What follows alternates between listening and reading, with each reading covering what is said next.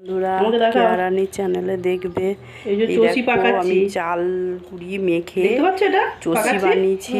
দুধ পিঠে আমার নাতি খাবো বলছে। দুধ পিঠে পুর ছিল না, ওই জন্য চষি বানিয়ে দুধ পিঠে বানিয়ে নিলাম। আগে চষিগুলো বানাচ্ছি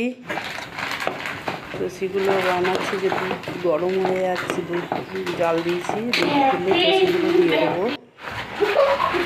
দিয়ে দেবো দুধের মধ্যে। চষিগুলো দেওয়ার পর একটু সেদ্ধ হলে চিনি দিয়ে দেবো।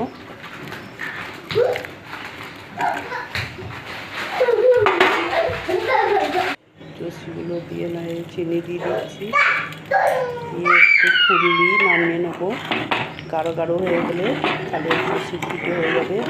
আর আমার নাতিবাবু খেয়ে বলবে কেমন হয়েছে।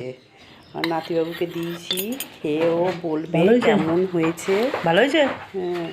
কেমন ভালো হয়েছে বলো? হ্যাঁ হ্যাঁ ভালো হয়েছে।